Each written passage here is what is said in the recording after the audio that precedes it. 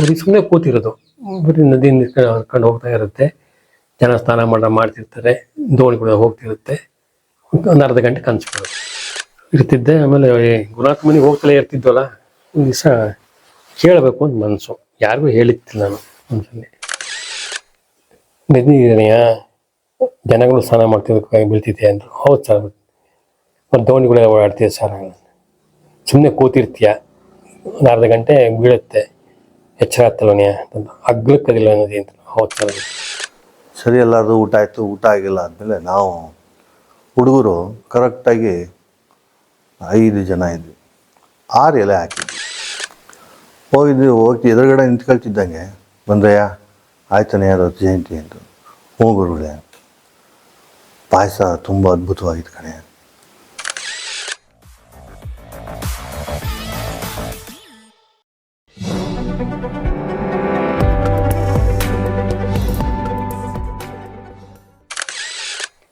ನನಗೆ ಗುರುನಾಥ ಇದ್ದಾಗಲೇ ಒಂದು ರಾತ್ರಿ ಮಲಗಿದಾಗ, ರಾತ್ರಿ ಒಂದು 2-2:30 ಟೈಮಲ್ಲಿ ಕನಸು ಬಿಡೋದು. ಏನು ಅಂದರೆ, ಕನಸಲ್ಲಿ ಒಂದು ದೊಡ್ಡ ನದಿ, ಅಗ್ಲನ ನದಿ ಹರಿತಾ ಇದೆ. ನದಿಗಳಲ್ಲಿ ಜನ ಸ್ನಾನ ಮಾಡ್ತಾರೆ, ದೋಣಿಗಳೆಲ್ಲ ಹೋಗ್ತಾ ಇರ್ತವೆ. ದೂರದಲ್ಲಿ ಕೂತ್ಕೊಂಡೆ ನನಗೆ ಸುಮ್ಮನೆ ನೋಡ್ತಾ ಇರೋದು, ಸೂರ್ಯಾಸ್ತ ಆಗೋದು ನೋಡೋದು. ಸಂಜೆ ಹೊತ್ತು ಸೂರ್ಯಾಸ್ತ ನೋಡೋದು, ಬರೀ ಸುಮ್ಮನೆ ಕೂತಿರೋದು, ಬರೀ ನದಿ ಹರ್ಕೊಂಡು ಹೋಗ್ತಾ ಇರುತ್ತೆ, ಜನ ಸ್ನಾನ ಮಾಡ್ತಿರ್ತಾರೆ, ದೋಣಿಗಳು ಹೋಗ್ತಿರುತ್ತೆ. ಒಂದು ಅರ್ಧ ಗಂಟೆ ಕನಸು ಬಿಡೋದು. ಎಷ್ಟು ದಿವಸ?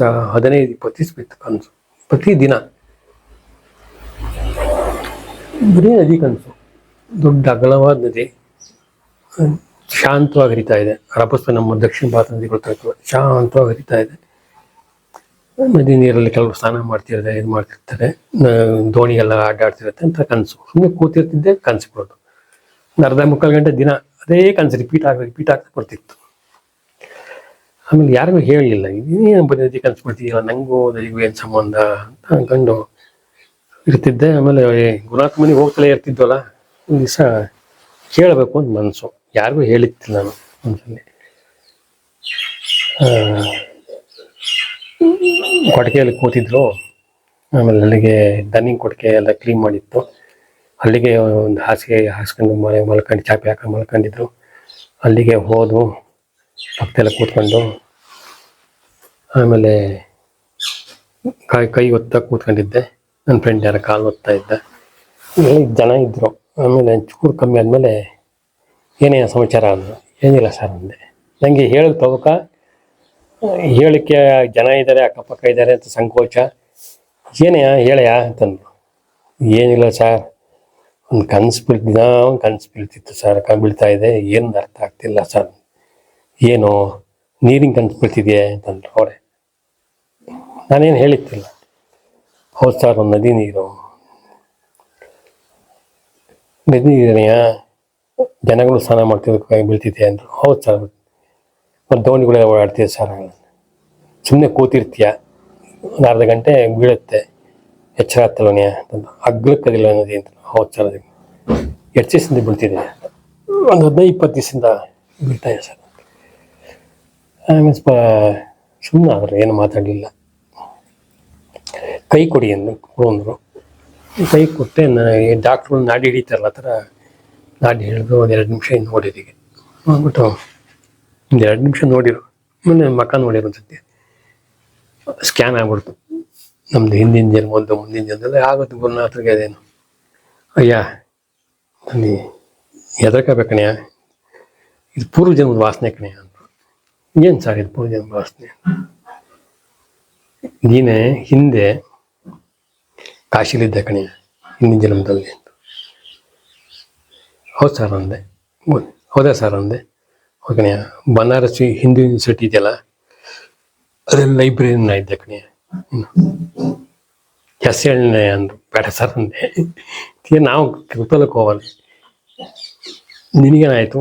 ಕೊನೆ ಮೂಮೆಂಟಲ್ಲಿ ಸನ್ಯಾಸಿ ಆಗ್ಬೇಕು ಅಂತ ಬಂದ್ಬಿಡ್ತೀನಿ ಮನಸ್ಸು. ಆಗ್ಬಿಟ್ಟೆ. ಆಮೇಲೆ ಕೊನೆ ಟೈಮಲ್ಲಿ ಮತ್ತು ಗೃಹಸ್ಥಕ್ಕೆ ಧರ್ಮಕ್ಕೆ ಹೋಗ್ಬೇಕು ಅಂತ ಚಪ್ರದ ಬಿಡ್ತೀನಿ ನಿನಗೆ. ಹಾಗೆ ಈ ಜನ್ಮದಲ್ಲಿ ಗೃಹಸ್ಥ ಜೀವನ ನಡೆಸ್ತಿದೆ ಕಣೆ ನೀನು. ಆ ಹಿಂದಿನ ಜನ್ಮದ ವಾಸನೆ ಇದೆಯಲ್ಲ, ಅದು ಎಲ್ಲೋ ಇದಾಗಿರುತ್ತೆ. ಒಂದ್ಸತಿ ಮರುಕಳಿಸುತ್ತೆ ಕಣೆ, ಅದು ಜ್ಞಾಪಕ ಆಗ್ತಿದೆ ಅಂತ ಹೇಳಿದರು. ಶ್ರೀ ಗುರುಭ್ಯೋ ನಮಃ. ಒಂದು ಸಾರಿ 1999 ನಾನು ನೆನಪಿದ್ದೆ. ದತ್ತ ಜಯಂತಿನಲ್ಲಿ ವೇದಿಕೆಯಲ್ಲಿ ದತ್ತನ ಪೂಜೆ ಮಾಡಿದ್ವಿ. ಗುರುಗಳಿಗೆ ಅಭಿಷೇಕ ಆಯಿತು. ಕೃಷ್ಣಯೋಗಿನಿಗೆ ಒಂದು 10 ಜನಕ್ಕೆ ಕರೆದು ನಾವೇ ಅಡುಗೆ ಮಾಡಿ ನೈವೇದ್ಯ ಮಾಡಿ ಎಲ್ಲರಿಗೂ ಬಿಡಿಸಿದ್ವಿ. ಸರಿ, ಎಲ್ಲರದು ಊಟ ಆಯಿತು. ಊಟ ಆಗಿಲ್ಲ ಆದಮೇಲೆ ನಾವು ಹುಡುಗರು ಕರೆಕ್ಟಾಗಿ 5 ಜನ ಇದ್ವಿ. 6 ಎಲೆ ಹಾಕಿದ್ವಿ. ಇನ್ಯಾರೋ ಒಬ್ಬರು ಬರ್ಬೋದೇನೋ ಅಂತ. ನಮ್ಗೆ ಹೆಂಗೆ ಎಲ್ಲ ಬಿಡಿಸಿತ್ತು, ಅದಕ್ಕೂ ಹಂಗೆಲ್ಲ ಬಿಡಿಸಿತ್ತು. ಸರಿ, ಅವತ್ತೇನಾಯಿತು, 5 ಜನ ಊಟ ಮಾಡ್ತಾಯಿದ್ದೀವಿ. 6ನೇ ಎಲೆಗೆ ನಾವು ಹುಳಿಯನ್ನು ತಿಂತಾಯಿದ್ವಿ. ಮಜ್ಜಿಗೆ ಅನ್ನೋಕ್ಕೆ ಎಂಟ್ರೆನ್ಸ್. 6 ಎಲೆ ಬಿಡಿಸಿದ್ವಿ, 5 ಎಲೆ ನಾವು ಕೂತಿದ್ವಿ. 6ನೇ ಎಲೆಗೆ ಮೇಲ್ಗಡೆಯಿಂದ ಒಂದು ನಾಯಿ ದಿಢೀರ್ನಂಗೆ ಓಡ್ ಬಂತು. ನಾವು ನೋಡೇ ಇಲ್ಲ ಆ ನಾಯಿನ. ಓಡ್ ಬಂದಿದ್ದು ಸೀದಾ ಅದೇ ಬಡಿಸಿದೆಲೆಗೆ ಅದಕ್ಕೆ ಸ್ವಲ್ಪ ಮೊಸರು ಬಡಿಸಿದ್ವಿ. ಮೊಸರನ್ನು ತಿಂತು, ಎಲ್ಲ ತಿಂತು. ಬಿಟ್ಟಿದ್ವಲ್ಲ ಎಲ್ಲ ಊಟ ಮಾಡ್ತು. ಎಲ್ಲ ತಿಂದ್ಬಿಟ್ಟು ಒಂದ್ಸತಿ ಎಲ್ಲ ಕಡೆ ಹಿಂಗೆ ನೋಡ್ತು, ಸೀದಾ ವಾಪಸ್ ಹೊಟ್ಟೋಗ್ಬಿಡ್ತು. ಒಂದು ದತ್ತ ಜಯಂತಿ ದತ್ತ ಸಂಪ್ರೀತನಾದ ಅಂತ ಅಂದ್ಕೊಂಡು ನಮ್ಮ ಭಾವನೆ. ಸರಿ, ಸಾಯಂಕಾಲ ಅಭಿಷೇಕ ಮಾಡಿದ್ದೆಲ್ಲ ತಗೊಂಡು ಹೋದ್ವಿ. ದತ್ತ ಜಯಂತಿ ಪ್ರಸಾದ ತಗೊಂಡು ಹೋಗಿ ಎದುರುಗಡೆ ನಿಂತ್ಕೊಳ್ತಿದ್ದಂಗೆ, ಬಂದ್ರಯ್ಯ ಆಯ್ತಾನೆ ದತ್ತ ಜಯಂತಿ ಅಂತ. ಹ್ಞೂ ಗುರುಗಳೇ, ಪಾಯಸ ತುಂಬ ಅದ್ಭುತವಾಗಿತ್ತು ಕಣೆ, ಪಲ್ಯ ತುಂಬ ಚೆನ್ನಾಗಿತ್ತು ಕಣೆ, ಏನು ಹಾಕಿದ್ರೆ ಅಂತ ಸುಮ್ಮನೆ ನಕ್ಕಿವಿ. ಆಮೇಲೆ ಅನ್ನ ಮೊಸರು ಚೆನ್ನಾಗಿತ್ತು ಕಣೆ. ಸರಿ, ಬಂದೇ ಇಲ್ಲಲ್ಲ ಆಗುನತ್ತು. ಎಲ್ಲ ಅನ್ನ ಮೊಸರು ಚೆನ್ನಾಗಿತ್ತು ಅಂತಾರೆ, ಪಾಯಸ ಚೆನ್ನಾಗಿತ್ತು ಅಂತಾರೆ. ಆಮೇಲೆ ಸಾರು ಹೇಳಯ್ಯ, ನಾಯಿ ಬರಲಿಲ್ವನೆಯ, ಊಟ ಮಾಡಲಿಲ್ವನೆಯ, 5 ಜನಕ್ಕೆ 6 ಜನಕ್ಕೆ ಬಡಿಸಿರ್ಲಿಲ್ವೇನೆ ನೀವು, ನಾಯಿ ಬಂದು ಊಟ ಮಾಡಲಿಲ್ವನೆ? ಆಯ್ತು ಬಿಡೆ, ತಲುಪ್ತು ಕಣೆ ಅಂತ. ನನಗೆ ಗಾಬರಿ. ಏನು ಹಿಂಗೆ ಅಂದರೆ, ಗುರುನಾಥ ಥರದಂಥವ್ರು, ಅಂಥ ಅವಸ್ಥೆಯಲ್ಲಿದ್ದಂಥವ್ರು ಅವಧೂತ ಅವಸ್ಥೆ ಅಂತ ಕರೀತಾರೆ ದತ್ತನ ಒಂದು ಇದು. ಅವರು ಈ ಥರ ಬೇರೆ ಬೇರೆ ದೇಹದರ್ಶಿ ಭಕ್ತರು ಹೇಳಿದ್ದಾರೆ, ಅವ್ರು ಬಂದು ಅವ್ರು ಮಾಡೋ ಸೇವೆ ಸ್ವೀಕರಿಸ್ತಾರೆ, ಇದೆಲ್ಲ ಮಾಡ್ತಾರೆ ಅನ್ನೋದೊಂದು ಅಷ್ಟೊತ್ತಿಗೆ ಒಂದು ಸ್ವಲ್ಪ ತಲೆ ಒಳಗೆ ಕೇಳಿದ್ವಿ. ಅಲ್ಲಿ ಆ ರೀತಿ ಆಗ್ಬಿಡ್ತು. ಬಂದಿದ್ದು ಚೆನ್ನಾಗಿತ್ತು ಕಣೆ ಎಲ್ಲದು ಅಂತಂದ್ರಲ್ಲ, ನಮ್ಗೊಂದು ಕಡೆ ಖುಷಿ, ಒಂದು ಕಡೆ ಏನಿಂಗೆ ಅಂತ ಅವನು ಅದು ಆಶ್ಚರ್ಯವಾಗಿ ಮಾತಾಡಿ ಒಂದು ಗಂಟೆ 2 ಗಂಟೆ ಕಳೀತು. ಆಮೇಲೆ ನಮಗೆ ವಾಪಸ್ ಹೋಗೋ ಮೂಡು. ಆದರೆ ನನಗೋಸ್ಕರ ಇವತ್ತು ಇಲ್ಲೇ. ಶ್ರೀ ಗುರುಭ್ಯೋ ನಮಃ. ಸ್ವಾತ್ಮಾರಾಮಂ ನಿಜಾನಂದಂ ಶೋಕಮೋಹ ವಿವರ್ಜಿತಂ ಸ್ಮರಾಮಿ ಮನಸಾ ನಿತ್ಯಂ ಶ್ರೀ ವೆಂಕಟಾಚಲದೇಶಿಕಂ. ಒಂದು ಸತಿ ಹೀಗೆ ನಾನು ಒಬ್ಬರು CFTRNಲ್ಲಿದ್ದಂಥ ಒಬ್ಬರು ಸೈಂಟಿಸ್ಟು ಕುಮಾರಣ್ಣ ಅಂತ, ಅವರು ಇಲ್ಲ, ಇತ್ತೀಚೆಗೆ ಕಾಲವಾಗ್ಬಿಟ್ರು. ಅವರು ಇದ್ದಾಗ ನಾನು CFTRNಗೆ ಅವಾಗವಾಗ ಹೋಗಿ ಬಂದು ಮಾಡ್ತಿದ್ದೆ. ಅವ್ರ ಹತ್ರ ಹೋದಾಗೆಲ್ಲ ನಮ್ಮ ಗುರುಗಳ ಬಗ್ಗೆ ನಾನು ಸಾಮಾನ್ಯವಾಗಿ ಡಿಸ್ಕಸ್ ಮಾಡ್ತಿದ್ದೆ. ಅವರು ಸ್ವಲ್ಪ ಆಧ್ಯಾತ್ಮ ಜೀವಿಗಳು, ಸ್ವಲ್ಪ ಟೇಸ್ಟ್ ಇತ್ತು ಆ ಮನುಷ್ಯನಿಗೆ ಆ ವಿಚಾರದಲ್ಲಿ. ಹೋದಾಗೆಲ್ಲ ಇವತ್ತು ನಿಮ್ಮ ಗುರುಗಳ ಕತೆ ಹೇಳಿ ಅಂತ ನಾವು. ಸರಿ, ಒಂದಿನ ಹಿಂಗೇನೆ ಶುಕ್ರವಾರ ಹೋಗಿದ್ದೆ. ಹೋದಾಗೇನಾಯಿತು, ಸರ್ ನಾಳೆ ಶನಿವಾರ ಭಾನುವಾರ 2 ದಿನ ರಜಾ ಇದೆ, ನೀವು ಗುರುಗಳು ಅಂತ ಯಾವಾಗಲೂ ಅಂತಿರ್ತೀರ, ನಾಳೆ ಸಕ್ಕರೆಪಟ್ಟಣಕ್ಕೆ ಹೋಗಿ ನಿಮ್ಮ ಗುರುಗಳ ದರ್ಶನ ಮಾಡೋಣ ಅಂತ. ಆಯ್ತು ಸರ್, ಬನ್ನಿ ಹೋಗೋಣ, ಅದಕ್ಕೇನಂತೆ. ಆಯಿತು ಅಂತಂದ್ವಿ. ಅವ್ರದ್ದೇ ಕಾರಿತ್ತು. ಸರಿ ಅಂತ ಅವ್ರ ಮನೆಗೆ ಹೇಳಿದ್ರು. ಹೋದೆ, ಅವ್ರ ಮನೆಗೆ ಗಾಡಿ ನಿಲ್ಲಿಸ್ದೆ. ಅವ್ರ ಮನೆಗೆ ಹೋದ್ವಿ, ಕಾರ್ ಸ್ಟಾರ್ಟ್ ಮಾಡಿದ್ವಿ, ಕಾರ್ ಆನ್ ಆಗಲೇ ಇಲ್ಲ. ಸರಿ, ಏನೋ ಕೆಟ್ಟೋಗಿದೆ, ಒಂದು ಕೆಲಸ ಮಾಡೋಣ, ಆಟೋದಲ್ಲಿ ರೈಲ್ವೆ ಸ್ಟೇಷನ್ಗೆ ಹೋಗೋಣ, 10 ಗಂಟೆಗೆ ಒಂದು ಟ್ರೈನ್ ಇದೆ, ಶಿವಮೊಗ್ಗ ಟ್ರೈನು, ಅದರಲ್ಲಿ ಕಡೂರಿಗೆ ಹೋಗಿ ಇಳಿದು ಅಲ್ಲಿಂದ ಸಕ್ಕರೆಪಟ್ಟಣಕ್ಕೆ ಹೋಗೋಣ ಅಂತ ಪ್ಲ್ಯಾನ್ ಮಾಡಿ ರೈಲ್ವೆ ಸ್ಟೇಷನಿಗೆ ಬಂದ್ವಿ. ಆಮೇಲೆ ಅಲ್ಲೇ ತಿಂಡಿ ತಿಂದಿದ್ವಿ ಅವ್ರ ಮನೆಯಲ್ಲೇ. ಬಂದು ಇಳಿದ್ವು, ಸೀದಾ ಟ್ರೈನ್ ಹತ್ಕೊಂಡು ಹೋದ್ವಿ. ಟ್ರೈನು ಮಧ್ಯಾಹ್ನ 1:30 1:45 ಅರಸೀಕೆರೆಗೆ ಬರುತ್ತೆ ಆ ಟ್ರೈನು. ಸ್ವಲ್ಪ ಹಸಿವು ಆಗಿತ್ತು ಅಷ್ಟೊತ್ತಿಗೆ, ನನಗೂ ಹಸಿವಾಗಿತ್ತು, ಆತನಿಗೂ ಹಸಿವಾಗಿತ್ತು. ಅಲ್ಲಿ ಅರಸೀಕೆರೆಯಲ್ಲಿ ಸಾಮಾನ್ಯವಾಗಿ ಟ್ರೈನ್ ಹತ್ರ ಎಲ್ಲರೂ ದೊನ್ನೆನಲ್ಲಿ ಇಡ್ಲಿ ವಡೆ ಪಲಾವು ಎಲ್ಲ ಮಾರ್ತಾರೆ. ಸರಿ ಅಂದ್ಬಿಟ್ಟು ಮಾರಕ್ಕೆ ಅಂತ ಬಂದರು. ನನಗೆ ಹಸಿವು, ಆದರೆ ಇನ್ನೇನು ಗುರುನಾಥರ ಮನೆಗೆ ಹೋಗ್ತೀವಲ್ಲ ಕಡೂರಲ್ಲಿ ಇಳಿದು ಹೋಗ್ಬಿಟ್ಟು ಅಲ್ಲೇ ಊಟ ಮಾಡೋಣ, ಸುಮ್ಮನೆ ಇವೆಲ್ಲ ತಿಂದರೆ ಸುಮ್ಮನೆ ಗ್ಯಾಸ್ಟ್ರಿಕ್ಕು ಬೇಡ ಅಂತ ಅಂದ್ಕೊಂಡು ನಾನು ಸುಮ್ಮನಾದೆ. ಆತ ಇದ್ದವರು ಅಂದರು, ಸರ್ ಏನಾರು ತಿನ್ನೋಣವಾ ಅಂದರು. ಆಮೇಲೆ ಇಲ್ಲ ಸರ್ ಇನ್ನೊಂದು ಸ್ವಲ್ಪ ಹೊತ್ತೋದ್ರೆ ಕಡೂರಿಗೆ ಹೋಗ್ತೀವಿ, ಅಲ್ಲಿಂದ ಒಂದು ಬಸ್ ಹಿಡ್ಕೊಂಡು ಹೋಗೋಣ, ಗುರುನಾಥರ ಮನೆಯಲ್ಲಿ ಅವರು ಊಟಕ್ಕೆ ಎಬ್ಬಿಸ್ತಾರೆ, ಹಾಗಾಗಿ ಅಲ್ಲಿ ಊಟ ಮಾಡೋಣ ಬಿಡಿ ಸರ್, ಸುಮ್ಮನೆ ಇವೆಲ್ಲ ತಿನ್ನೋದು ಬೇಡ ಅಂತ ಅಂದೆ. ಸರ್ ಒಂದು ಸ್ವಲ್ಪ ಪಲಾವ್ನಾರ ತಿನ್ನೋಣ ಸರ್ ಅಂತಂದರು. ಸರಿ ಇಲ್ಲ ಸರ್ ನಂಗೆ ಬೇಡ, ನೀವು ಬೇಕಾದ್ರೆ ತಗೊಳ್ಳಿ ಅಂದೆ. ಪಾಪ ಅವ್ರು ನಾನು ತಗೊಳ್ಳಿಲ್ಲ ಅಂತ ಇದಕ್ಕೆ ಅವರು ತಗೊಳ್ಳಿಲ್ಲ. ಸರಿ ಕಡೂರಲ್ಲಿ ಹೋಗಿದ್ವಿ, ಇಳಿದ್ಬಿಟ್ಟು ಅಲ್ಲಿಂದ ಒಂದು ಬಸ್ ಹಿಡ್ಕೊಂಡು ಸಕ್ಕರೆಪಟ್ಟಣಕ್ಕೆ ಹೋದ್ವಿ.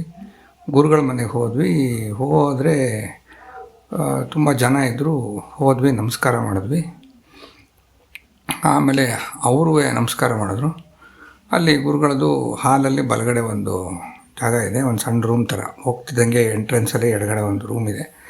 ಅಲ್ಲಿ ಸುಮಾರು ಜನ ವಿಷ್ಣು ಸಹಸ್ರನಾಮ ಹೇಳ್ತಿದ್ರು. ನನಗೂ ವಿಷ್ಣು ಸಹಸ್ರನಾಮ ಬರುತ್ತೆ, ನಾನು ಹೇಳ್ತಾ ಕೂತಿದ್ದೆ. ಆಮೇಲೆ ಅವ್ರದ್ದು ಪಾರಾಯಣ ಎಲ್ಲ ಮುಗೀತು, ಸಹಸ್ರನಾಮದ್ದು. ಎಲ್ಲರೂ ಬನ್ನಿ ಊಟ ಮಾಡಿರಿ. ಸರಿ ಅಂದ್ಬಿಟ್ಟು ಊಟಕ್ಕೆ ಕೂರಿಸಿದ್ರು. ನಾನು ಕೂತ್ಕೊಳ್ಳೋಕ್ಕೆ ಅಂತ ಹೋದೆ. ಆಮೇಲೆ ಅವರು ಕೂತ್ಕೊಳ್ಳೋಕೆ ಬಂದರು, ಆ ಸೈಂಟಿಸ್ಟು. ಇರಿ ನೀವು ಕೂತ್ಕೊಬೇಡಿ ಅಂತಂದರು. ಇಲ್ಲ ನಾನು ಕೂತ್ಕೊತೀನಿ ಅಂತಂದರು. ಇರಿ ಕೂತ್ಕೊಳ್ಳೋರಂತೆ, ಒಂದು ನಿಮಿಷ ಇರಿ ಅಂದರು. ಆಮೇಲೆ ಪಕ್ಕದಲ್ಲಿದ್ದವ್ರು ಯಾರೋ ಒಬ್ಬರನ್ನ ಕರೆದ್ಬಿಟ್ಟು ಅವ್ರಿಗೆ ಕಿವಿಲಿ ಹೇಳಿದ್ರು, ಹೋಗಿ ಒಂದು ಪಲಾವ್ ಕಟ್ಟಿಸ್ಕೊಂಬ ಅಂತ. ಆತ ಸರಿ ಅಂದ್ಬಿಟ್ಟು ಹೋದರು. ಅವ್ರ ಜೊತೆಲಿದ್ದವರು, ಗುರುನಾಥರ ಜೊತೆಲಿದ್ದವರು ಹೋಗ್ಬಿಟ್ಟು ಅಲ್ಲಿ ಹೋಟ್ಲಲ್ಲಿ ಒಂದು ಪಲಾವ್ ಕಟ್ಟಿಸ್ಕೊಂಡ್ರು, ತಗೊಂಬಂದರು. ಗುರುನಾಥರು ಬನ್ನಿ ತಗೊಳ್ಳಿ ಅಂತ ಅಂದರು. ಆಮೇಲೆ ಗುರುನಾಥರು ಹಂಗಂದ್ರು ಇಲ್ವೋ, ಇಲ್ಲ ನಾನು ಊಟನೇ ಮಾಡ್ತೀನಿ ಪರವಾಗಿಲ್ಲ ಅಂದರು. ಇಲ್ಲ ತಾವು ಪಾಪ ಅರಸೀಕೆರೆಯಲ್ಲಿ ಪಲಾವ್ ತಿನ್ನಬೇಕು ಅಂತ ತಮ್ಗೆ ಆಸೆ ಇತ್ತು, ಇವನು ಬೇಡ ಅಂದ್ಬಿಟ್ಟ, ಹಾಗಾಗಿ ತಾವು ಆಸೆನ ಅಲ್ಲೇ ಅದು ಇಟ್ಕೊಂಡಿದ್ರಿ. ನಂದೇನು ಸ್ವಭಾವ ಅಂದರೆ ಎಲ್ರದ್ದು ಆಸೆ ತೀರಿಸ್ಬೇಕು ಅಂತ, ಹಾಗಾಗಿ ನೀವು ತಗೊಳ್ಳಿ ಇದನ್ನೇ ತಿನ್ನಿ, ಆಮೇಲೆ ಬೇಕಾದ್ರೆ ಅನ್ನ ಸಾರು ಹಾಕ್ಸ್ಕೊಳ್ಳೋರಂತೆ ಅಂತ. ಅವರಿಗೆ ಪಲಾವ್ ಆಸೆ ಅನ್ನೋದು ಅವರೊಬ್ರಿಗೆ ಬಿಟ್ಟು ಇನ್ಯಾರಿಗೂ ಗೊತ್ತೇ ಇರಲಿಲ್ಲ.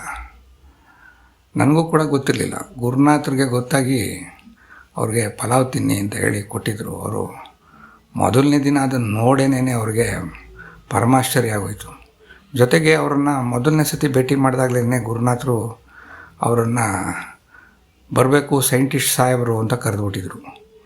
ಅವ್ರು ಸೈಂಟಿಸ್ಟ್ ಅನ್ನೋದು ನನಗೆ ಬಿಟ್ಟರೆ ಅವ್ರಿಗೆ ಬಿಟ್ಟರೆ ಇನ್ಯಾರಿಗೂ ಗೊತ್ತಿರಲಿಲ್ಲ. ಗುರುನಾಥರು ಮೊದಲನೇ ಭಾಗದಲ್ಲೇನೇ ಅವ್ರನ್ನ ಬರಬೇಕು ಸೈಂಟಿಸ್ಟ್ ಸಾಹೇಬರು ಅಂತ ಕರೆದುಬಿಟ್ಟಿದ್ರು. ಅದು ಎರಡೂ ನೋಡಿ ಆವತ್ತಿಂದ ಆಚೆಗೆ ಅವರು ಗುರುನಾಥರ ಪರಮ ಭಕ್ತರಾಗ್ಬಿಟ್ಟಿದ್ರು. ಇದು ಒಂದು ನಡೆದಂಥ ಸಂಗತಿ. ಶ್ರೀ ಗುರುದೇವದತ್ತ.